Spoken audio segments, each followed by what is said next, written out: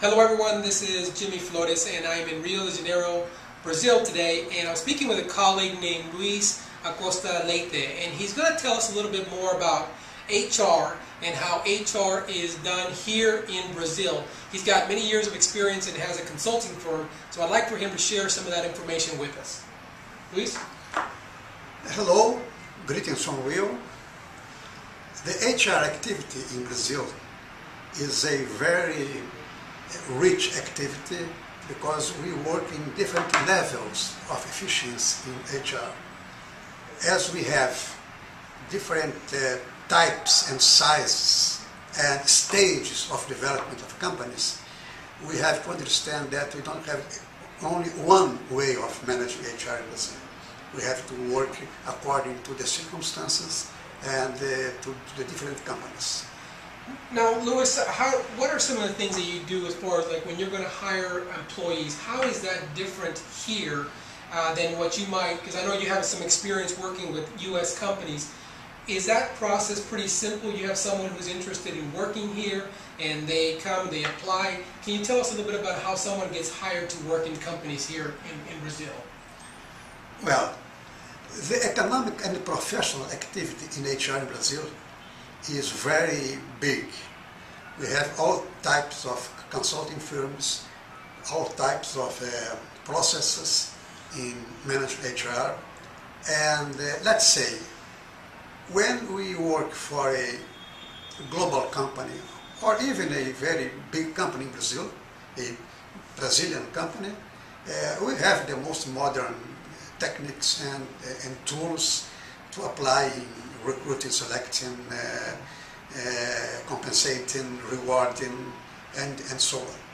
If we have to work with smaller companies that are not in so developmental process or level, we still use the same tools, but for sure with less quality and less efficiency perhaps than the most developed companies. So we have two different ways, but in fact all the global searching companies are here in Brazil, have opened their branches for more than 20 years, and we live with the best innovations in this area, I would say that.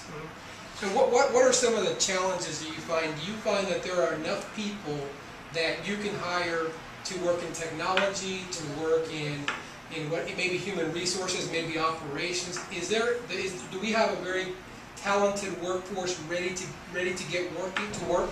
Do you have enough people to fill the jobs? The most important problem we have in Brazil now is that we are growing so fast, let's say at a rate of 8% a year, that many businesses are opening here. We have a lot of investments from Brazil and from abroad, and we have more challenges than people to fill all the positions we will need in the near future.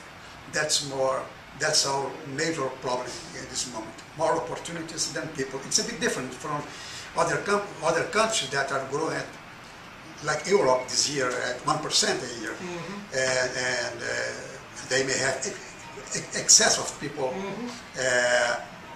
but we on the contrary, we need more people than we have now. And just a quick point here for our viewers is that in Brazil, the language spoken is Portuguese, and so we want to thank Luis for helping us understand some of these concepts. He's working, definitely communicating those important messages. And one last question that I wanted to ask you is, as far as compensation, people can earn a significant amount of money working in these companies. How does the compensation structure work? I mean, in the United States, maybe a new position might make $30,000 coming out of college.